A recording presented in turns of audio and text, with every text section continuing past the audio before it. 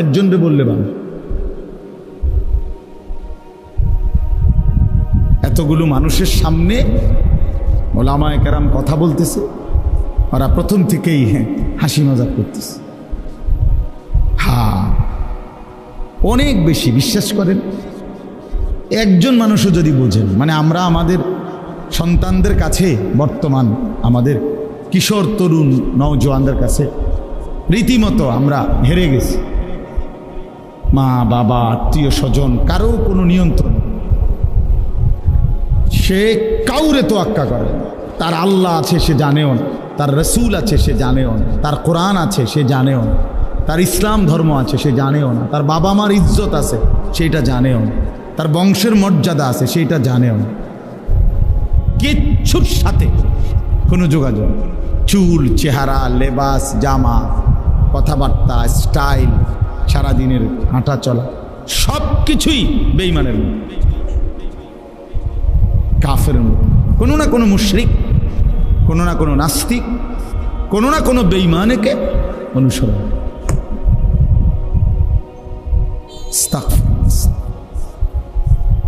অনেক বেশি দুর্ভাগ্য এটা আমাদের, অনেক বেশি দুর্ভাগ্য, জানেন না? অনেক বেশি। বাবা মা জীবিত, অথচ আপন সন্তান 16 বছর, 14 বছর, 18 বছর বয়স, আপন মা বাবার ঘরে ঘুমায়, মুসলমানের ঘরে। 365 দিনের খোদার একটা বছরে কোনো দিন ফজরের নামাজ পড়েন। মা বাবা আছে, অথচ কত বড় জানোয়ার, চিন্তা করছে। এত বড় নিকৃষ্ট জানোয়ার মুসলমানের ঘরে কেমনে ঘুমায়?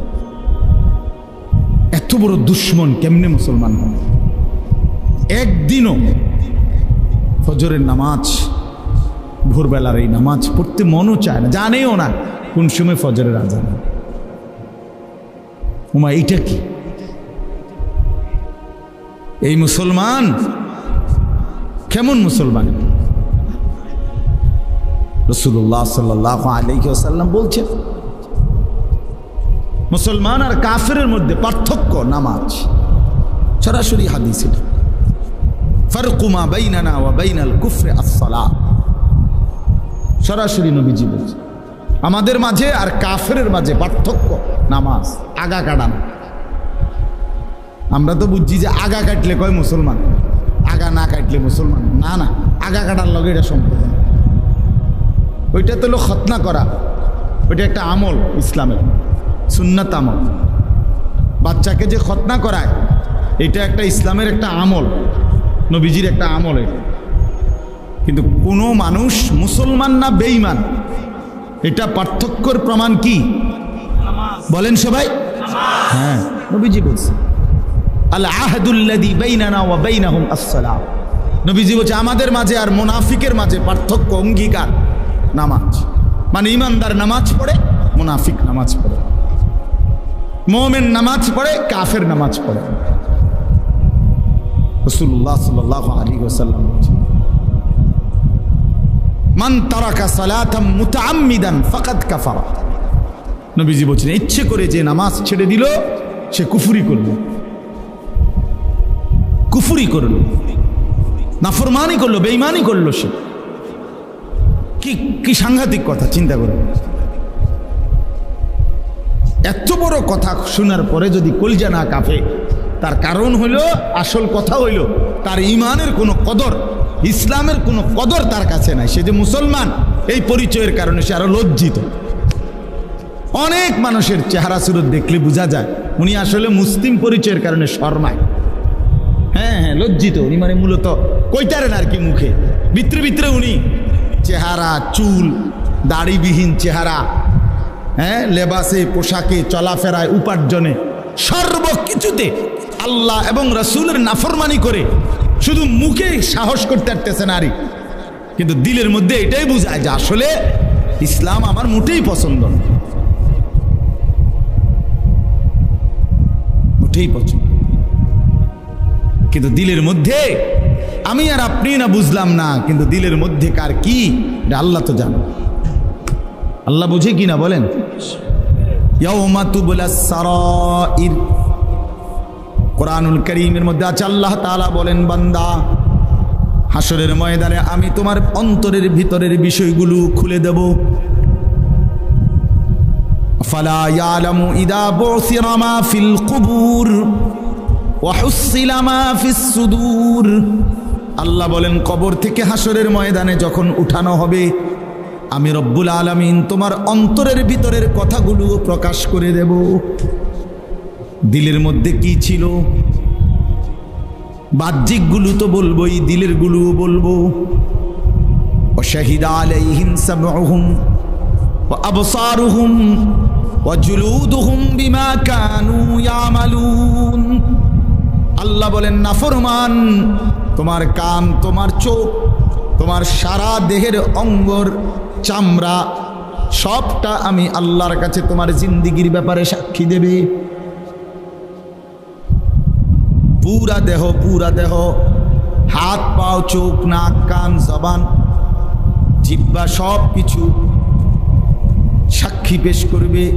এই জন্য বাপ ছেলেরা, বাস্তবতাই এটা যে আমি সবসময় বলি, আত্ম উপলব্ধি বড় সম্পদ। আমি যদি এতটুকু না বুঝলাম আসলে আমি কে, আমি কোত্থেকে আসলাম, আমারে কে পাঠাইলেন, আমারে কি করতে বললেন, আমি করতেছি কি, এত্তুর দেমাগ, এত্তুর আকল যদি কারো মাথায় না ধরে, এ মানুষ কিভাবে? মুসলমান তো দূরে থাক, আর এতে মানুষ হয় কেন? যার এতটুকু কমন সেন্স নাই, এতটুকু আকল দিমাগ নাই, বলো ভাই। তোমরা যারা এইখানে বসা অনেক ছেলে, তোমরা চেহারা দেখলে বুঝাই যায় এক ওয়াক্ত নামাজ পড়ো না। আমার নাহলে আমি দাঁড় করাই দেব, বেনামাজির দাঁড় করাই আমি। বেনামাজি তো অসভ্য, আর অসভ্যরে চিনা যায়। বেনামাজি তো নির্লজ্জ, বেহায়া। বেনামাজি তো জন্তু জানোয়ার, ওরে চিনা যায় তো। ওর চেহারার মধ্যে কোনো রসকস থাকে না, দয়া মায়া থাকে না, সৌন্দর্য থাকে না, ভদ্রতা থাকে না, মানবতা থাকে না, ইনসানিয়ত থাকে না, মনুষ্যত্ব থাকে না। আল্লাহ তাআলা সমস্ত গুণ, উত্তম আখলাক, জীবনের সকল সৌন্দর্য বেনামাজি থেকে ছিনায় নেয়। আর বান্দা যখন নামাজ পড়ে, খোদার কসম আল্লাহ কোরআনে বলছে, বান্দা পুরা নামাজে আমি আল্লাহ সরাসরি তোমার দিকে তাকায় থাকি। আল্লাযী ইয়ারাকা হিনা তাকুম ওয়া তাকাল্লুবাকা ফিস সাজিদিন। রব্বুল আলামিন বলেন, বন্ধু আপনি যখন নামাজে দাঁড়ান, আমি আল্লাহ সরাসরি আপনাকে দেখি। ওয়া তাকাল্লুবাকা ফিস সাজিদিন, আপনি যখন আমার বান্দাদের সাথে রুকু দেন, সেজদা দেন, আমি আল্লাহ তখনও আপনাকে সচক্ষে দেখি, পুরা দেখতে থাকি। আল্লাহর রহমের নজর পড়তে থাকে তার উপরে। এই জন্য বাপ আমার, এ কেমন জিন্দিগি? আমার কথা এত বিবেক তো থাকবে, এতটুকু আকল যদি কাজ না করে, আমি কেন আসলাম, কোত্থেকে আসলাম, কে পাঠাইলো আমারে, কেন পাঠাইলো? এক ওয়াক্ত নামাজ পড়তে মন চায় না, এটা কি ধরনের মুসলমান ভাই? একটাবারও কি তোমরা ভাবো না? ছেলেরা বলো ভাই, কোনোদিন যে ফজরের নামাজ পড়ো না, তোমার কি কোনোদিন মনে পড়ে না যে তুমি কিসের মুসলমান?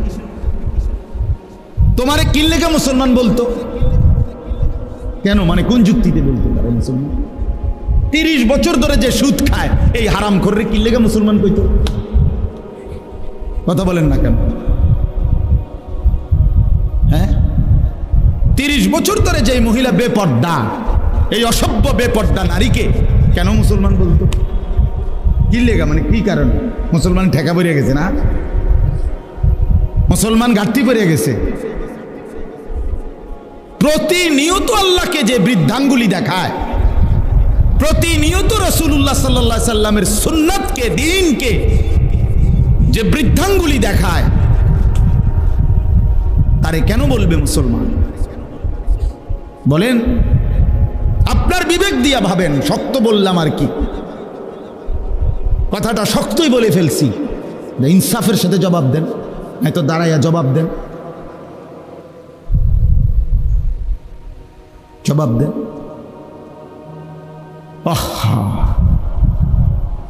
প্রতিনিয়ত আরে একটা মানুষ তো হুচট খায়, একটা মানুষ ফিসলা খায়, একটা মানুষ পড়ে যাইতে পারে, ঠিক আছে ভুল হবে, পিছলা খাবে, পড়ে যাবে, ভুল হবে, অপরাধ হবে, গুনাহ হবে। খোদার কসম গুনাহ আমারও আছে, গুনাহ আপনারও আছে, এটা তো কোনো কথা না, দোষের কথা না। দোষ তো হইল গুনার উপরে লাগাতার ধারাবাহিক। এটা কোন ধরনের মুসলমান? আমার 6 মাসের মধ্যে একদিন জামাত ছুটে গেছে, হইতে পারে। আমার 10 দিনের মধ্যে, 15 দিনের মধ্যে, 1 মাসের মধ্যে কোনোদিন ফজরের নামাজ উঠতে দেরি হয়ে গেছে, সেটা তো হইতে পারে। কিন্তু লাগাতার প্রতিদিন এক জিন্দিগি, আপনি প্রতিদিন মিশা কথা কইবেন? কথা বলেন, এটা কি একটা যুক্তি হইল? বলো ভাই, আমার কথা তো এইটা না। ভুল তো আমারও আছে, ভুল তো আপনারও আছে, অপরাধ আমারও আছে, আপনারও আছে। আমি তো বেহেশতের থেকে ঘুরে আইছি না, কথা বোঝেন নাই? আমরা হিসাব দিতে হবে কিনা, আপনারা দিতে হবে কিনা, হুজুর দিতে হবে কিনা? তো এটা তো কোনো কথা টেনশন। টেনশন হইল লাগাতার 30 বছর মিশা কথা কয় কেমনে, লাগাতার প্রতিদিন সুদ খায় কেমনে, প্রতিদিন ওজনে কম দেয় কেমনে, প্রত্যেক দিন মুসলমানের ঘরে রঙিন টেলিভিশনে নাচ গান নর্তকী চলে কেমনে, এক মুসলমানের স্ত্রী ডেইলি বেপর্দা হয় কেমনে, মাইয়াটা প্রতিদিন বেপর্দা হয় কেমনে। এটা কি মুসলমান? এটা বাপটা কেমন, মা কেমন, সন্তান কেমন? এদের ইসলাম কোথায়, এদের আল্লাহ কোথায়, এদের আখিরাত কোথায়? বলেন, ইনসাফ বলেন ভাই। ছেলেরা তোমরা বলো মিয়া, কেন সেজদা দাও না? কেন নামাজ পড়ো না? কেন আল্লাহর কথা মনে পড়ে না? কেন এত বড় জালেম হলা? কেন এত বড় সীমালঙ্ঘনকারী হলা? কেন এত বড় অহংকারী হলা? কেন যে মনিবকে চেনো না? কোরআনুল কারীমের মধ্যে আছে, ইবলিসকে আল্লাহ বলছে, ইবলিস একটা সেজদা দিলি না, তুই তো অহংকার করলি। ফামা ইয়াকুনু লাকা আন তাতাকাব্বারা, তুই কি জানো না আমি আল্লাহর সামনে অহংকার করা সাজে না। আল্লাহ বলছেন একটি সেজদা না দেওয়াতে, খোদার কসম সূরা আরাফের মধ্যে আছে, আল্লাহ বলছেন একটি সেজদা না দেওয়ার কারণে ইবলিসকে আল্লাহ বলছে তুমি অহংকারী। আর আল্লাহ বলছেন আলাইসা ফি জাহান্নামা মাসওয়াল লিল মুতাকাব্বিরিন, আল্লাহ বলছে কোরআনে সমস্ত অহংকারীদের ঠিকানা শুধুই জাহান্নাম। ভাইয়া শুধু ওয়াজ না, গতানুগতিক একটা মাহফিল করা দরকার ছিল, এই জন্য মাহফিল হলো। প্রতি বছর আমরা একটা ওয়াজ হয় দেখিয়া হইল না রে ভাইয়া, জীবনটা এতটুকু হলে হবে না। আল্লাহ আনাইছে, আল্লাহ বসাইছে, আল্লাহ তৌফিক দিছে বলে আমরা বসছি। এই জন্য যে কয়জন বসছেন, মাঝ বয়সী, বয়স্ক, নওজোয়ান কিংবা পর্দার আড়ালের কোনো মা বোন, আমিও আপনিও চলেন ভাবি, আখেরাত ভুলে গেলাম কেন? আল্লাহকে ছেড়ে দিলাম কেন? রাসূলুল্লাহ সাল্লাল্লাহু আলাইহি সাল্লামকে ভুলে গেলাম কেন? আমি প্রায় বলি জানেন, আমাদের কাছে 4টি নিয়ামত আছে সর্বশ্রেষ্ঠ। এক, আমাদের রব আল্লাহ, আমাদের নবী মুহাম্মদুর রাসূলুল্লাহ, আমাদের কিতাব কোরআন, আমাদের ধর্ম ইসলাম। এই 4টাই সর্বশ্রেষ্ঠ। কি বলেন? আল্লাহ সর্বশ্রেষ্ঠ কিনা? আমাদের নবী মুহাম্মদ সর্বশ্রেষ্ঠ কিনা? কোরআন সর্বশ্রেষ্ঠ কিনা? ইসলাম সর্বশ্রেষ্ঠ কিনা? তাহলে 4টি সর্বশ্রেষ্ঠ নিয়ামত যার কাছে আছে, তে নষ্ট হইল কেন? আমার প্রশ্ন হইল, কিসের অভাবে তুমি নষ্ট হয়ে গেলা? কি ছিল না বলে? কি পাও নাই বলে? বলেন। ইহুদিদের কাছে কোনো সঠিক আসমানি কিতাব যেটা আল্লাহ নাজিল করছিলেন মুসা নবীর উপরে, খোদার কসম সারা পৃথিবীর বর্তমানে যত ইহুদি তাদের কাছে সেই কিতাবটা নাই। যেটা আছে সেটা ভুল। খ্রিস্টানদের কাছে সারা পৃথিবীর যে ইউরোপ কান্ট্রির যত খ্রিস্টান, এই আমেরিকা বলেন, লন্ডন বলেন, ইউরোপ বলেন, কোন খ্রিস্টানের কাছে, জাদুঘরেও চ্যালেঞ্জ, এটা প্রকাশ্যে বললাম, তারাও স্বীকার করে তাদের কাছে আল্লাহ কর্তৃক নাজিলকৃত যে আসমানি কিতাব ইনজিল, ঈসা নবীর উপরে নাজিল হয়েছে যেটা, এটা নাই, আসলি কিতাব নাই তাদের কাছে। যেটা আছে এটা তাদের বানোয়াটি, তাদের নিজেদের রচিত। ঈসা আলাইহিস সালামকে আসমানে তুলে নেওয়ার কমপক্ষে 600 বছর পরে, আরো পরে, এটা নিজের বানায় বানায় লিখছে। সকালে একবার ঠিক করে, বিকালে একবার ঠিক করে। হ্যাঁ হ্যাঁ, মন মতো ঠিকঠাক করে। আসমানি কিতাব আবার ঠিক হয় কেমনে? এটা তো ঠিক হইয়াই নাজিল হইছে। কথা বোঝেন নাই আপনি? আচ্ছা, হিন্দু ধর্মের কোনো বই একটাও কোনো আসমানি কিতাবের সাথে কোনো সম্পৃক্ততাই নাই। এগুলো তাদের কারো না কারো বানানো। এই রামায়ণ, ভগবত, বেদ, পুরাণ, গীতা, এগুলো এদের বানানো। কিচ্ছা কাহিনী, গল্প, এই আজে বাজে কথাবার্তা যা আছে আছে। আচ্ছা যাক, কিন্তু আসমানি কিতাব না। কথা বুঝেন নাই কি? তাইলে কারো কাছে, শুধুমাত্র খোদার কসম, মুসলমান ব্যতীত গোটা পৃথিবীর কারো কাছে আল্লাহ তাআলার পক্ষ থেকে নাজিলকৃত কিতাব নাই। শুধু আছে আমাদের কাছে একমাত্র। 1500 বছরে আগে নবী সাল্লাল্লাহু আলাইহি সাল্লামের উপরে ঠিক যেই অক্ষরে নাজিল হয়েছে, যেই শব্দে, যেই অক্ষরে, ওই অক্ষর, ওই শব্দ, ওই উচ্চারণ, ওই তেলাওয়াত, ওই মাখরাজ, ওই হুবহু তরজমা, তাফসীর, ব্যাখ্যা, বিশ্লেষণ, আমল আজকে 1500 বছর পর্যন্ত অবিকল, অবিকৃত এখনো আছে। আলহামদুলিল্লাহ, আলহামদুলিল্লাহ। তাহলে আমাদের কাছে নিখুঁত কোরআন আছে। আমাদের নবী সর্বশ্রেষ্ঠ নবী।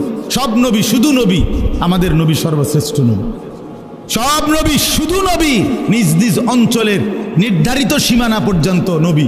কেউ 200 বছর, কেউ 300 বছর, কেউ ধরেন 950 বছর, কেউ 400 বছর, কেউ 300 বছর ধরেন। যেই নবী যেদিন হায়াত পাইছে অদ্দিনের নবী। আমাদের নবী সাল্লাল্লাহু আলাইহি ওয়াসাল্লাম ইসরাফিলের ফু দেওয়া পর্যন্ত, কিয়ামত পর্যন্ত তিনিই শুধু নবী।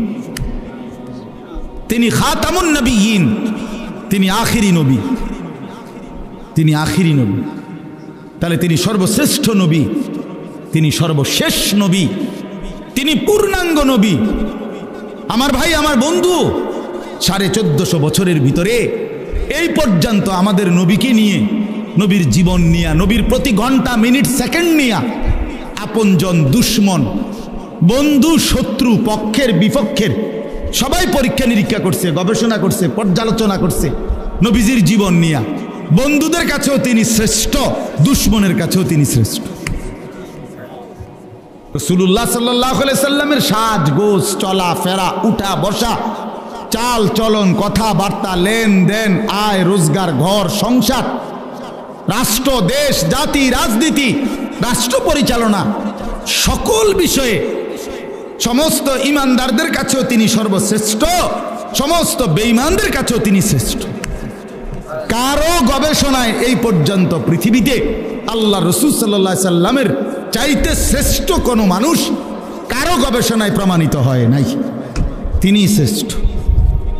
তাহলে কোরআন সর্বশ্রেষ্ঠ, রাসূল সর্বশ্রেষ্ঠ, ইসলাম ধর্ম পূর্ণাঙ্গ সর্বশ্রেষ্ঠ, আল্লাহ সর্বশ্রেষ্ঠ। এর পরেও এই 4টি নিয়ামত তোমারে দেওয়ার পরে তুমি হারায় গেলা কেন? তুমি নষ্ট হয়ে গেলা কেন? বরবাদ হয়ে গেলে কেন? আল্লাহ আমাদেরকে বুঝ দান করেন। আমার ভাই, আমি দেরি করতে চাচ্ছি না। এই রাত গভীরে এতটুকু বললাম ইনসাফের সাথে। ভাই, একজন হলে আমরা বুঝি সব সময়, আমি সব সময় বলি একসাথে সবাই বদলায় না, হবে না, একদিনে সবাই বদলায় না। আমরা এটা এই নিয়তে বলিও না। আমরা জানি আমাদের শুধুই বলা জিম্মাদারি, পরিবর্তন কে হবে সেটা আল্লাহরই ফয়সালা। হেদায়েত আল্লাহই দেন, শুধু আল্লাহই দেন। চূড়ান্ত ফয়সালা কার হাতে? আল্লাহর হাতে, আল্লাহর হাতে, দুনিয়ার বিষয় ও আখিরাতের বিষয়। এই জন্য আমি অনুরোধ করলাম আর কি, আমরা যে কয়জন বসছি, বয়স্ক হোক আর মাঝ বয়সী হোক আর নওজোয়ান হোক, আমাদের ভাবা উচিত আমরা কেন আল্লাহকে ছেড়ে দিলাম। একটা যুক্তি তো দাঁড় করানো উচিত যে আমি এই যুক্তিতে আল্লাহকে ছেড়ে দিছি। কেন নামাজ ছেড়ে দিলাম ভাইয়া, একটা যুক্তি দাঁড় করান যে আমি এই যুক্তিতে নামাজ ছেড়ে দিছি। হালাল উপার্জন কেন ছেড়ে দিলেন? যে আমি চাইছি হুজুর 10 বছর হালাল কামাই করে চাইছি, আমার সংসার চলে না। একটা যুক্তি দাঁড় করান। 10 বছর আমি সত্য বলে চাইছি, আমার জিন্দিগি চলে না মিছা কথা ছাড়া। কই এমন কারো হয়েছে কি? তো বলে কেন ছেড়ে দিলাম আল্লাহকে, কেন ছেড়ে দিলাম রাসূলুল্লাহ সাল্লাল্লাহু আলাইহি সাল্লামকে, কেন কোরআনকে ছেড়ে দিলাম, কেন ইসলামকে ছেড়ে দিলাম? এই আল্লাহ তাআলা এবার শুনেন, আল্লাহ তাআলা জবাব দিচ্ছেন। কেন আখিরাত মনে পড়ল না? কেন আল্লাহকে মনে পড়ে না? কেন রাসূলকে মনে পড়ে না? কেন ইসলামকে পছন্দ হয় না? কেন কোরআনের হুকুমকে ভাল লাগে না? সব কিছুর কারণ আল্লাহ বলেন কাল্লা বাল তুহিব্বুনাল আজিলা। কারণ হলো আর কিছুই নয় বান্দা, শুধুই কেবল কারণ একটাই, তোমরা এই দুনিয়াটাকেই ভালোবেসে ফেলছো। তুমি বলছো তোমার কলিজার মধ্যে এটা বসায় লাইছো যে লাভ লোকসান আয় ব্যয়, পাওয়া না পাওয়া, চাওয়া পাওয়া, আশা আকাঙ্ক্ষা, স্বপ্ন সাধনা, জীবনের সমস্ত প্ল্যান প্রোগ্রাম পরিকল্পনা শুধুই দুনিয়া। কাল্লা বাল তুহিব্বুনাল আজিলা। আল্লাহ বলেন শুধু কেবল তোমরা দুনিয়াকেই ভালোবেসেছ। এর কারণ ভালোবাসা, মহব্বত, তুহিব্বুনা, ভালোবাসা কিন্তু কলিজার মধ্যে থাকে। মানুষ যে বলে ভালোবাসে, এর অর্থ কি? মাইলানুল কলব ইলা শাই। আরবিতে বলে কোনো জিনিসের প্রতি অন্তর ঝুঁকে যাওয়া, এটারে বলে মহব্বত। আমার দিলের মধ্যে তুমি, এটারে কয় ভালোবাসা। তো আল্লাহ তাআলা বলেন বান্দা, তোমরা যারা আল্লাহকে চিনতেছ না, নাফরমানি করছো, আখিরাত মনে করো না, কারণ একটাই, তোমরা কলিজার ভিতরে, দিলের ভিতরে দুনিয়া বসায় লাইছো, দুনিয়া বসায় ফেলছো। ইমাম কুরতুবী রাহমাতুল্লাহ আলাইহির একটা কিতাব আছে আত-তাযকিরা, মৌতের স্মরণ। ওই কিতাবে আমরা পড়ছি, 500 বছর আগে লেখা, কত আগের কিতাব, কিন্তু ওই সময়কার উনি লিখছেন জিন্দিগি ভর যারা দুনিয়া নিয়া এই পরিমাণ ব্যস্ত থাকে যে আল্লাহর কথা, আখিরাত বন্দিগির কথা মনে থাকে না। তিনি বলেন, কসম বলেন আল্লাহর, উনি বলেন মৃত্যুর মুহূর্তেও ওই নাফরমান বান্দা কালেমা লা ইলাহা ইল্লাল্লাহ উচ্চারণ করার আর তৌফিক পায় না। তার ফিকির মৃত্যুর মুহূর্ত পর্যন্ত শুধু দুনিয়াই থাকে। ওনে লিখছে ওই কিতাবের মধ্যে, এক ব্যক্তিকে মৃত্যুর মুহূর্তে বলা হয়েছে আপনি পড়েন লা ইলাহা ইল্লাল্লাহ। কসম আল্লাহর কিতাবে লিখছে, উনি ওই ব্যক্তি বলতেছে 11, 12, 13, 14। হ্যাঁ হ্যাঁ, ওই কিতাবে আছে। এক ব্যক্তিকে বলছে মৃত্যুর মুহূর্তে আপনি পড়েন লা ইলাহা ইল্লাল্লাহ। ওই কিতাবে লিখছে ইমাম কুরতুবী রাহমাতুল্লাহ আলাইহি, সে বলতেছে 3.5, 4.5, 5.5। আল্লামা তাকি উসমানী দামাত বারাকাতুহুম, সারা পৃথিবী বিখ্যাত আলেম বর্তমান পৃথিবীতে, ওনার বয়ানের মধ্যে আমরা পড়ছি, উনি বলছেন এক দুনিয়াদার সারাদিন দুনিয়া দুনিয়া দুনিয়া দুনিয়া, সারাদিন দুনিয়ার কামাই করে। এই ব্যক্তিকে কেউ জিজ্ঞেস করছে পরকালে মৃত্যুর পরে জান্নাতে যাইবেন না জাহান্নামে যাইবেন, কি ভাবছেন? সে বলছে, উত্তর দিছে, সরাসরি কিতাবে আছে, আমার কাছে কিতাব আছে। সে উত্তর দিছে, বাবু জান্নাত না জাহান্নাম সেটা কোনো আমার প্রশ্ন না, জেনে 2টা পয়সা লাভ হয় আমার হেনে দিও। ওইটা জান্নাত না জাহান্নাম এটি তোমরা চিন্তা করো, আমার দরকার হলো 2টা পয়সা কি হওয়া লাভ। হ্যাঁ হ্যাঁ, মনে তো হয় হাসি, কিন্তু বাস্তবতা এমন। এই সমাজের অসংখ্য মুসলমান এমন আছে, বয়স্ক 60, 70, 80 বছর বয়স, মৃত্যু শয্যায় বিস্তার পড়ে গেছে। আপনি বইলে শুনবেন জীবনের শেষ আকাঙ্ক্ষা কি, এ শুয়ে শুয়ে শেষ আফসুস করতে আছে, আহা জিন্দিগিটা তো শেষ, মরে যাওয়ার টাইম হয়েছে। এই ছোট নাতিকার, এই নাতিকার যদি বউটা চাইয়া যেতে পারতাম, এই মাইয়াগা যদি বিয়ে দিয়ে যেতে পারতাম, শেষ ফোলাগা যদি বিদেশ পাঠাই দিতে পারতাম। হ্যাঁ, বাড়িটার লগে দিয়া 2 শতক জায়গা যদি আল্লইয়া সাইডটা যদি মিলাই দিতে পারতাম। কি মিথ্যা বললাম? এমন নাই? আমি তো চিনি ভাইয়া, আমি দেখছি মিয়া। আমি কি শান্তের দেশে থাকি নাকি? আমি তো শান্তের দেশের মানুষ, আমি এই দেশের মানুষ না। তো আমার বাড়ি তো নাঙ্গলকোট, আমি চিনবো না কেন? বয়স্ক লোক, ওনার ছেলে মেয়ে, ছেলের জন্য মেয়ে খুঁজতেছে। আমি কইলাম আপনি এরকম অস্থির হয়ে গেলেন কেন? তার দাদা এবার আমার শুনাইতে আছে, তার দাদা কয় এত অস্থির হইয়া মেয়ে খুঁজতেছে ছেলের জন্য। কয় যে তার দাদা ওয়াশ নিয়াস বুঝিনি, মানে নিঃশ্বাসে নিঃশ্বাসে ওয়াশ নিয়াসের মধ্যে তার দাদা তার এই নাতির বউ লেগা আকাঙ্ক্ষা, মানে আরজু। এবার তো মরে যাইব, আজরাইল ঘুরতে আছে চারিদিকে, শুধু বউগা সাউনের লেগে হাবড়া আমাকে। কারণ ওনার কলজার মধ্যে এটা ঢুকছে, কবরের মধ্যে গেলে ওনার প্রথম প্রশ্ন করবে আপনার নাতির বউয়ের নাম কি। এটা হলো কবরের প্রথম সুয়াল। হায় মুসলমান, হায় মুসলমান, হায় মুসলমান। এই মূল কারণ হলো কলজাটার ভিতরে দুনিয়া বসায় ফেলছে। সাকালতুম ইলাল আরদ, আল্লাহ বলছেন তোমরা বান্দা মাটিটাকে কামড়াইয়া আঁকড়াইয়া ধরে রাখছো না, জমিনটাকে, পৃথিবীটাকে আঁকড়াইয়া ধরে রাখছো না, কোনোভাবেই মরতে চাচ্ছ না। কিন্তু তুমি কি জানো না বান্দা, দুনিয়া যে তোমারে থাকতে দিবে না। তোমার দাদা মরতে চায় নাই, তোমার দাদা থাকতে পারে নাই। তোমার বাপ মরতে চায় নাই, তোমার দাদা বাপ থাকতে পারে না। এই পৃথিবীর কেউ মরতে চায় নাই, কিন্তু কেউ থাকতেও পারে না। তুমি থাকবা কেমনে? আমি থাকবো কেমনে? আমার দাদারে তো আমি নিজ চোখে দেখছি, কই আমার দাদা তো এখন নাই। আমার নানিরে আমি নিজ চোখে দেখছি, কই তারা তো নাই। আমার মা, আমার বাবা, আমার দাদা, চাচা, মামা, ফুফা, খালু, কত মানুষ। মা আছেন এখনো, বাবা নাই। আমার সেই সুন্দর চেহারার বাপ,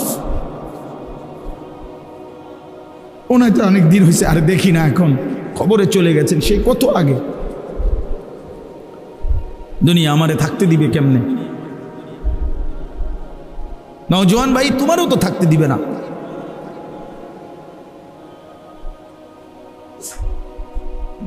অতএব মেহেরবানি করে আমরা সবাই ভাবতে শিখি।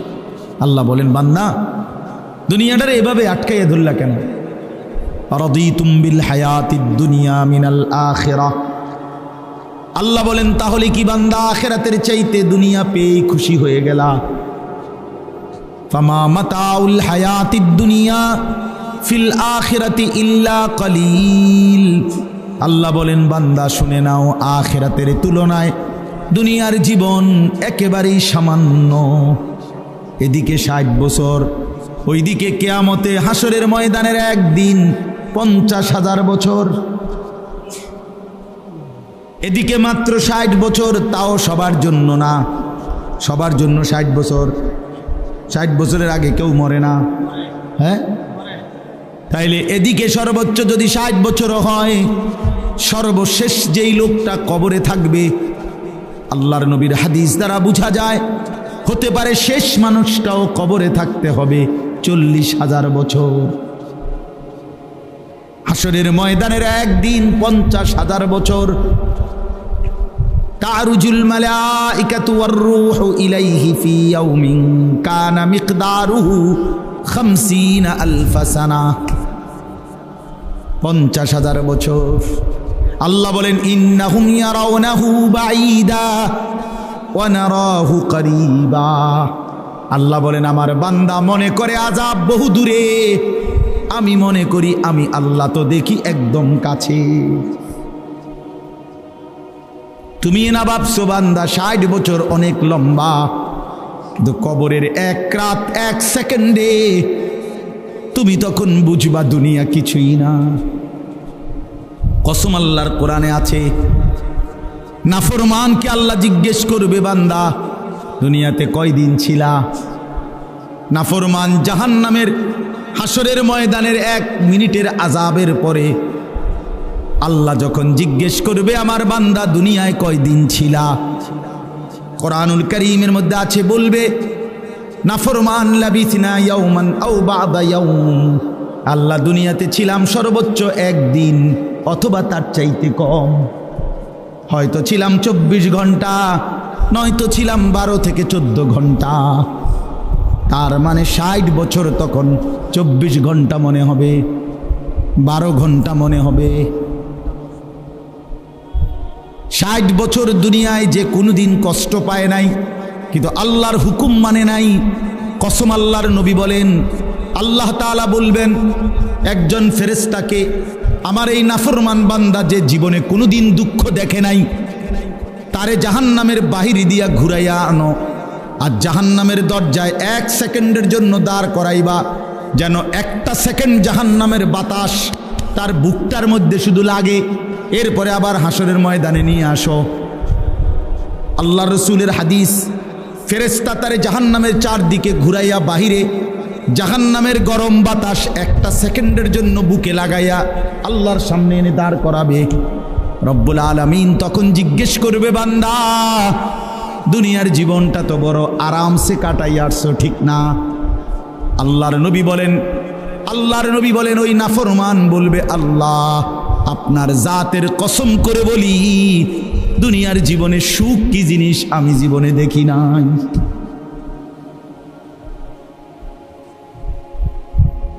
মিয়া সাহেব, আমরা বেকুব না, তুমি মানুষের বেডি চাইয়া শেষ করে লইতেছো জিন্দিগি, আর আমরা বেউকুফ দেখে চাই না। হ্যাঁ, তুমি কি মনে করছো? তুমি ভাত খাইয়া বড় হইলে, আমি চিড়ে খাইয়া বড় হয়েছি। হ্যাঁ, তুমি কি তা ভাবছ? চালা, আমরা বেউকুফ। হ্যাঁ, আমরা পড়ালেখা করি নাই, আমরা বুঝি না। অনেক ছেলে পেলে আছে মনে করে যে খুব চালা, বাবা চুল ফিরায় একটু পর ব্যারামের কারণে। যত লোক ছেলে পেলে দেখবেন চুল পিছনে দিকে প্রতিবন্ধী। হ্যাঁ, একেবারে কোনো সন্দেহ না, যে কোনো ভালো ডাক্তার দেখাইলে বলবে তুমি প্রতিবন্ধী। কেন বলে, কেন প্রতিবন্ধী? কারণ হইল তোমার চুল এটা তোমার অসুবিধা হয়, তুমি নিজেই বুঝতেছো এটা অসুবিধা হয়, একটু পর পিছনের দিকে ফিরাইতে হয়। তাইলে তুমি এটা বড় করে বানাইলা কেন, এটা রাখলা কেন? আর যদি বলে আমার অসুবিধা হয় না, তো এটা পিছনের দিকে ফিরাও কেন? অসুবিধা হইলে বড় রাখলা কেন? আর অসুবিধা না হইলে পিছনের দিকে এটা ফিরাও একটু পর। কারণ হইল তোমার ব্রেনের সমস্যা, তোমার যে মানসিক সমস্যা, প্রতিবন্ধী তুমি এই কারণে। তোমারে শয়তানে তোমারে এমন এক ফালতু কাম লাগাইয়া দিছে, তুমি বুঝলাও না। হায়, এত সুন্দর যৌবন, এত সুন্দর শরীর, অথচ তোমারে লাগাই দিছে মোবাইলে, নারীতে, আর এই অশ্লীলতার বেহায়াপনা, আর এই টুঁটো আড্ডাগিরি। অথচ যুবকের হাতে পৃথিবী গড়ে, কর্মের সমস্ত উদ্দীপনা তো নওজোয়ানের, মেহনতের সমস্ত শক্তি তো আল্লাহ রাখছে যুবকের মধ্যে। বাচ্চা তো বাচ্চাই, মুরব্বী বয়স্ক তো বয়স্কই, শক্তি তো কেবল যৌবনেই। কোরআন শরীফে আছে আল্লাহ পাক শিশুকালকে বলছে দুর্বল, বৃদ্ধকালকেও আল্লাহ বলছে দুর্বল, শুধু যৌবন কালকে আল্লাহ বলছে কৌয়াত, শক্তি। কিছু করলে তো যৌবনই করবে। এজন্য চলেন ফিকির করি, ভাবতে শিখি, কেন আল্লাহকে ছেড়ে দেব, কেন আখিরাত ভুলে যাব আমরা? আমার ভাই আপনারাই বলেন, এই অল্প কয়েকজন মানুষ আমরাই ভাবি, কেন ভাইয়া নামাজ ছেড়ে দেব, কেন আখিরাত ছেড়ে দেব? তো আল্লাহ বলেন, কাল্লা বাল তুহিব্বুনাল আজিলা, আমার বান্দা আর কোনো কারণ নাই, তোমরা দুনিয়াটাকেই ভালোবেসে ফেলছো। ওয়া তাদারুনাল আখিরা, আর আখিরাতকে ছেড়ে দিয়েছ। আখিরাতকে ছেড়ে দিয়ে, আখিরাতকে যে ভুলে যায়, আল্লাহর সামনে দাঁড়ানোকে যে ভুলে যায়, বিশ্বাস করেন তার জীবনে আর কোনো নিয়ন্ত্রণ থাকে না। যে একবার এটা কলজার মধ্যে থেকে সরায় ফেলে, আর হুজুরের কথা রাখবে না, প্রত্যেক কথায় হুজুরের টাইনে আনিস না বেড়া, সব কিছুতে হুজুরের হ্যাঁ, কোরআন কিতাব লইয়া বাড়াবাড়ি করো, হ্যাঁ বেটা রাখো। এই যে একটা মানসিকতা, বাজারে ইসলামরে আইনো না, ব্যবসাতে ইসলাম আইনো না, রাজনীতিতে ইসলাম ধরো না, হ্যাঁ রাষ্ট্র পরিচালনার ক্ষেত্রে ইসলাম আইনো না, এই জায়গায় জায়গায় এরকম ক্রস দিতে দিতে বাদ দিতে দিতে উনি মনে করছে বুদ্ধিমান, উনি মনে করছেন চালাক। একটা পর্যায়ে আইসা আল্লাহ তাআলা বলেন ওয়াতাদারুনাল আখিরা, মূলত আখিরাতকে ছেড়ে দিছ আর দুনিয়াটাকেই মহব্বত করে নিছ। তো মনে রাখো, তুমি মানো কিংবা না মানো, স্বীকার করো বা না করো, আল্লাহ তাআলা বলছেন মরতে চাও বা না চাও, তুমি আখিরাত বুঝো বা না বুঝো, তোমারে কিন্তু হাসরের ময়দানে যাইতেই হবে। কথা বলেন না কেন? মরতে হবে, কথা বলেন না, যাইতে হবে শেষ পর্যন্ত, কোনো সন্দেহ নেই, কোনো সন্দেহ। রাষ্ট্রের অনেক আইন কানুন জানি না বলে আমি, তাই বলে আইন বাদ হয়ে যায় না, এটা আমার দোষ, আমি জানলাম না। কথা বোঝেন নাই আমার? যেন আমরার গাড়ি শহরে বন্দরে অনেক সময় গাড়ি পুলিশ চেক করে, এটা দেওয়া জিগায়, ওইটা জিগায়। তো এখন হয় যদি বলে যে আপনার এটা নাই, আপনি এটার ফাইন দিতে হবে, জরিমানা। মানে আমি যদি বলি যে স্যার আমি তো এই আইন জানি না, তো উনি কি বলবো, আপনি যেহেতু আইন জানেন না আপনারা ছেড়ে দিলাম, এটা নিয়ম না? না আপনি আইন জানেন না কা, এটা তো আমার বিষয় না। এই জন্য ভাইয়া, আমি আপনি যদি স্বীকার করি বা না করি, বুঝতে চাই বা না চাই, আখিরাত নিশ্চিত, হাসরের ময়দান নিশ্চিত। আল্লাহ বলেন সেই হাসরের ময়দানে যখন আসবা, তো বান্দা তোমাদের দুইটা অবস্থা হবে, ওয়ুজুহু ইয়াওমাইদিন নাযিরা, কিছু মানুষের চেহারা থাকবে হাস্যোজ্জ্বল, হাসি মুখ, ইলা রাব্বিহা নাযিরা, আর সেই হাস্যোজ্জ্বল চেহারার মানুষগুলো সরাসরি আল্লাহ পাককে দেখতে থাকবে। দুই, ওয়ুজুহু ইয়াওমাইদিন বাসিরা, কিছু মানুষের চেহারা থাকবে মলিন, মলিন হয়ে যাবে চেহারা। আল্লাহ বলেন তাদুন্নু আন ইউফআলা বিহা ফাকিরা, এই সাংঘাতিক এই শব্দটার অর্থ। আল্লাহ বলেন নাফরমান হাসরের ময়দানে মলিন চেহারা হয়ে থাকবে, আর সে বুঝে ফেলবে আন ইউফআলা বিহা ফাকিরা, আজকে এই হাসরের ময়দানে আল্লাহর আযাব তার কোমর ভাঙ্গা দিবে। এই শব্দের অর্থ এটা, ফাকিরা অর্থ কোমর। আল্লাহ বলে নাফরমান বুঝে ফেলবে আজ আল্লাহর আযাব তার কোমর ভাঙ্গা লাগবে, মানে সোজা আর দাঁড়ায় থাকতে দিবে না। একটা আসার দিবে ফেরেশতা, একটা আসার। হাদিসের মধ্যে আছে কবরে প্রথম ঘন্টায়, প্রথম মিনিটে প্রশ্নের জবাব দিতে না পারলে কবরের মাটি, ডান দিকের মাটি বাম দিকে, বাম দিকের মাটি ডান দিকে, এত জোরে নাফরমানকে চাপ দিবে, তাখতালিফা আদলাউহু, আল্লাহ নবী বলেন ডান দিকের হাড্ডি পাঁজর কর কর করে ভাঙ্গা ওই পাশে চলে যাবে, ওই পাশের হাড্ডি ভাঙ্গা এই পাশে চলে আসবে। কসম আল্লাহ। তাদুন্নু আন ইউফআলা বিহা ফাকিরা কাল্লা ইদা বালাগাতিত তারাকিয়া, আল্লাহ বলেন সত্যি সত্যি যখন আজরাইল রূহ টান দিবে, নাফরমানের রূহটা একটা টানে কণ্ঠনালীর কাছে চলে আসবে, ভীষণ ছটফট করবে। ওয়াকিলা মান রাক, লোকের আশপাশে তখন চিৎকার দিয়ে বলবে তারে চিকিৎসা করবে কে?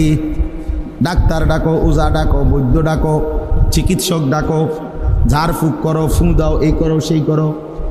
অযান্না আন্নাহুল ফিরাক, আল্লাহ বলে কিন্তু সে বুঝে ফেলবে সে দুনিয়া থেকে এই মুহূর্তে বিদায় নিয়ে নিবে।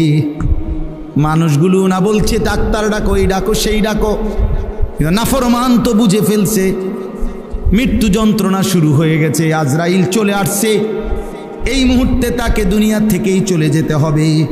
ওয়ালতাফাতিস সাকু বিসাক, আল্লাহ বলেন ভয়ে আর আতঙ্কে তার পায়ের গোছা যেমনে আছে এমনে পড়ে থাকবে, পাওটুকু একটু নাড়াইবার মতো শক্তি কিংবা হিম্মত তার আর হবে না।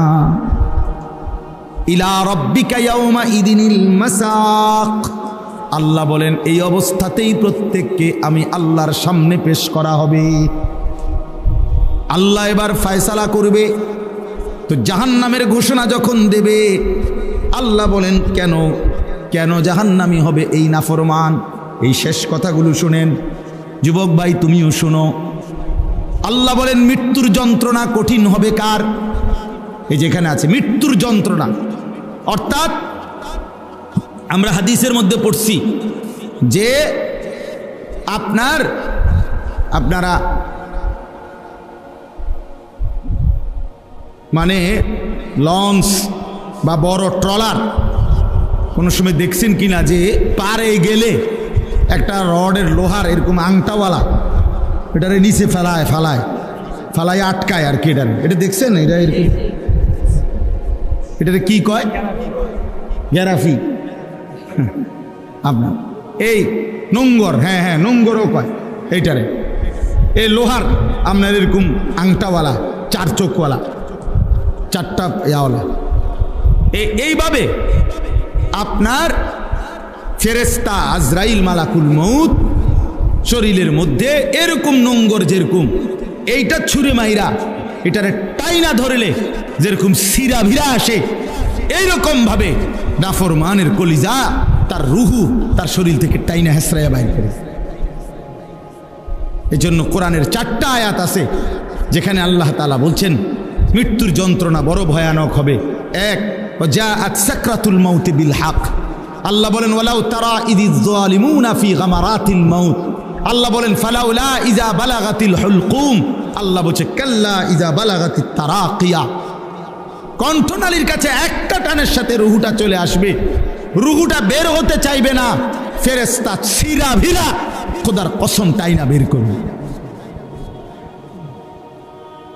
হ্যাঁ, আল্লাহ বলেন কেন এমন পরিণতি হলো, কেন এমন নির্মম মৃত্যু হলো, কেন আজরাইলে তো কষ্ট দিয়া বের করলো কেন?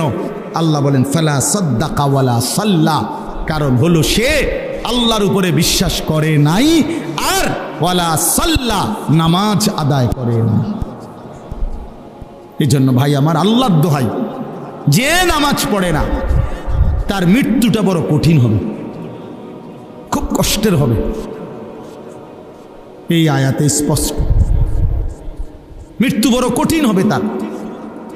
এরপর আল্লাহ বলেন ওয়ালাকিন কাযযাবা ওয়া তাওয়াল্লা। বরং সে কি করেছে?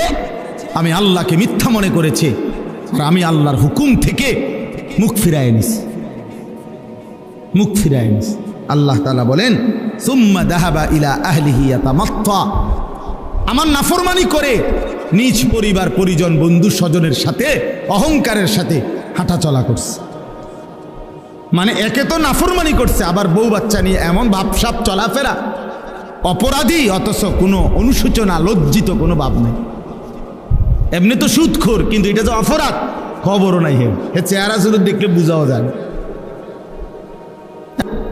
কিন্তু চেহারা সুরত দেখলে বুঝাও যায় না। ভাবসাব এমন ফুর্তিতে আছে, বউ বাচ্চা নিয়ে খাইতে আসে, ঘুমাইতে আসে, মজা করতে আসে, টেলিভিশন দেখতে আসে, চা খাইতে আসে, বন খাইতে আসে, বিড়ি খাইতে আসে, সিগারেট খাইতে আসে, বেড়াইতে আসে পার্কে, বউয়ে পার্কে ঘুরে, ছেলে মোবাইল টিপে, মেয়ে আরেক ছেলের লগে কথা বলে, তাই নিয়ে নিজেও ঘুরে গাড়ে, বাহ রঙের গুড্ডি উড়াইতে আসে। মানে বাহ বাহ, অসাধারণ অসাধারণ।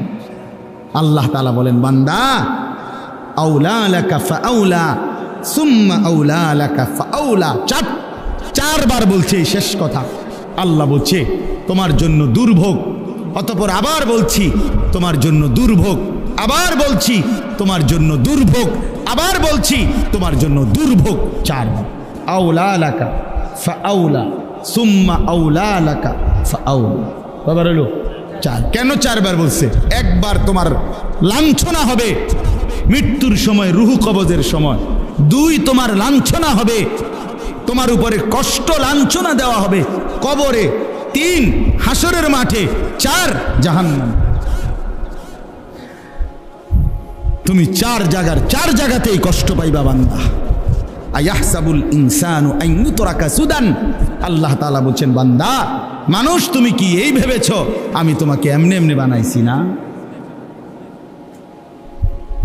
তোমার দুগা ভাত খাওয়াই দেখা, এই দুনিয়া একটু চলতে ফিরতে দিছি দেখা, তুমি মনে করছো আমি তোমাকে এমনি এমনি বানাইছি? কোনো উদ্দেশ্য নাই, কোনো টার্গেট নাই। এই জন্য ভাই শেষ কথা আমার, এতগুলো আয়াতের তরজমা বলে এই কথাই বুঝাইতে চাই, আমরা যেন আখিরাত না ভুলি। আল্লাহকে ভুলে গেলে আর জীবনের কিছুই থাকে না। রাসূলকে ছেড়ে দিলে মুমিনের আর কোনো মূল্যই থাকে না। ইসলামকে বাদ দিলে মুসলমানের আর কিছুই থাকে না। কোরআনকে না চিনলে ইমানদারের আর থাকে না। এই জন্য চলেন, এই অল্প কয়জন মানুষ কষ্ট করছেন, বৃষ্টির ভিতরেও কষ্ট করে আপনারা বসছেন কাদার মধ্যে। আল্লাহ তাআলা আপনাদের এই বসার মধ্যে বরকত দান করেন। যুবক ভাই, তোমাদের কাছে আমার অনুরোধ ভাই, স্বাভাবিক চুল রাখো ভাইয়া। এই জঙ্গলি চুল, এই সেলুন কাটিং চুল, এবং এই যে সামনে ডানে পিছনে বামে এই চুলগুলো যাদের বড় বিভিন্ন মডেলের সেলুন কাটিং, এই বিভিন্ন ডিজাইন, কসম আল্লাহর ভাইয়া এগুলা মুসলমানের চুল না। তুমি খবর নিও, এগুলা সরাসরি কাফেরের চুল, বেঈমানের চুল, মুরতাদের চুল, সরাসরি কাফেরের চুল। মুসলমান এত ফালতু হয় না, মুসলমানের যুব সমাজ এত বাজে হয় না। দয়া করে সবাই নামাজ পড়ার চেষ্টা করি। আল্লাহ তাআলা আমাদেরকে তৌফিক দান করে। একটা মাদ্রাসা, আমার শায়েখ সবসময় বলে, আল্লামা মুফতি মুশতাকুর নবী সাহেব, মাদ্রাসা 3 জিনিস চায়: মুসলমানের দোয়া, মুসলমানের সন্তান, মুসলমানের সম্পদ, মাল দৌলত, দান সাদাকা। এই জন্য আমারও অনুরোধ রইল, মাদ্রাসার জন্য দোয়া করবেন, মাদ্রাসায় আপনাদের সন্তানদেরকে পড়তে দিবেন এবং মাদ্রাসায় নিয়মিত দান সাদাকা করবেন। আলহামদুলিল্লাহ, আল্লাহ তাআলা কবুল করে নেন। আপনাদের সকলের আন্তরিকতায় আল্লাহ তাআলা এই মাদ্রাসাটিকে বরকত দান করেন। ছেলেরা, যুবকরা সবাই আজকের থেকেই নামাজ শুরু করেন। নামাজ পড়লে চেহারা সুন্দর হবে, আখলাক সুন্দর হবে, চলাফেরা সুন্দর হবে। পকেটে কয়টা একটু টয়লেট পেপার রাখলে, পেশাব পায়খানার পরে টয়লেট পেপার ব্যবহার করলে, পানি ব্যবহার করলে শরীর পবিত্র থাকবে। আর পবিত্র শরীরে নামাজের কথা ফেরেশতা মনে করাই দিবে। আমাদের অনেক ছেলে পেলে বলে, মূল একটা বড় বিষয়, কেন নামাজ পড়ে না? শরীর নাফাক। হ্যাঁ, কাপড় ভালো না, প্যান্ট ভালো না, প্যান্ট ভালো না। 18 বছরের দামরা মুত্তা ফানি লয় না, দামরা এটা। হ্যাঁ, এত বড় দামরা পেশাব করে পানি নেয় না, খাড়াইয়া মুত্তা হাইটাই করে। এর চাইতে নিকৃষ্ট রুচির, এত নিম্ন রুচির মানুষ হয় না। এত একেবারে নিচু মানুষের কারণে মেয়ে 6 মাসের বাচ্চাও তো মেয়ে পেশাব করে দিলে চিৎকার শুরু করে, কান্দে। দেখবেন না বাচ্চা কান্দে না? কান্দে কেন? তার মারে ডাকে, হাফ প্যান্ট দে, বদলাও, হাফ প্যান্ট বদলাও, বুঝতে লাইছি কি? ঠিক এত বছর এত বড় বেড়া, কি বেড়া এখনো পেশাব কইরা, আবার এই পেশাবের ফোঁটা এগুলা প্যান্টে।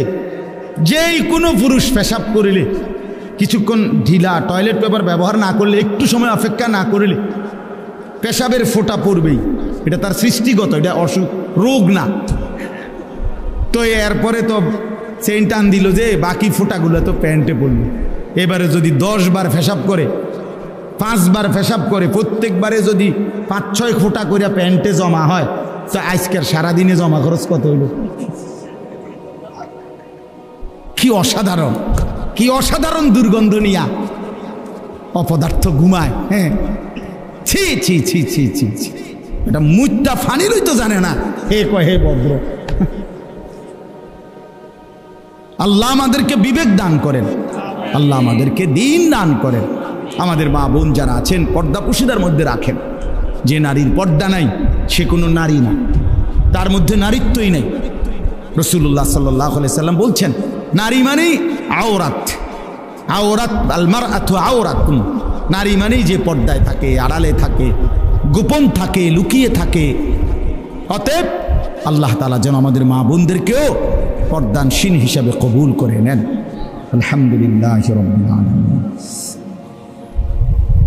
اللهم أنت السلام ومنك السلام تباركت يا ذا الجلال والإكرام يا أرحم الراحمين يا أرحم الراحمين يا أرحم الراحمين ربنا ظلمنا أنفسنا وإن لم تغفر لنا وترحمنا لنكونن من الخاسرين ربنا آتنا في الدنيا حسنة وفي الآخرة حسنة وقنا عذاب النار رب ارحمهما كما ربياني صغيرا ربنا هب لنا من أزواجنا وذرياتنا قرة أعين وجعلنا للمتقين إماما مولاي كريم আপনি মাফ করে দেন রব্বে করিম আপনি মাফ করে দেন বেশুমার গুনাহ মাফ করে দেন আগামী জিন্দেগি সুন্দর করে দেন ঈমান আমলের দৌলত দান করেন ইজ্জত আফিয়ত দান করেন তাকওয়া তহারত দান করেন গুনাহমুক্ত জীবন গড়বার তৌফিক দান করেন আল্লাহ আপনার বন্দিগির মহব্বত দান করেন আখিরাতের ফিকির দান করেন দুনিয়ার ভালোবাসা কমায়া দেন আখিরাতের ভালোবাসা বাড়িয়ে দেন আল্লাহ সেজদাওয়ালা কপাল বানিয়ে দেন কাঁদনেওয়ালা চোখ বানিয়ে দেন জিকিরওয়ালা জবান বানিয়ে দেন মোহব্বতওয়ালা দিল বানিয়ে দেন সুন্নতওয়ালা বন্দিগিওয়ালা জিন্দিগি বানিয়ে দেন আল্লাহ যুবক ছেলেগুলোকে নামাজি বানিয়ে দেন চরিত্রবান বানিয়ে দেন মাওলাই করিম এদের চুল সুন্দর করে দেন এদের শরীর পবিত্র করে দেন এদের আখলাক পবিত্র করে দেন এদের কলিজা ইমানের ভালোবাসা দেন নামাজের মহব্বত দান করেন আমার বয়স্ক বাবা চাচাদেরকে আরও বেশি নেক আমলের তৌফিক দান করেন আল্লাহ মা বোনদেরকে পর্দা পুশিদা দান করেন মাদ্রাসাখানা কবুল করে নেন আল্লাহ এই মাদ্রাসাখানা কবুল করে নেন প্রথম দিন থেকেই পর্যন্ত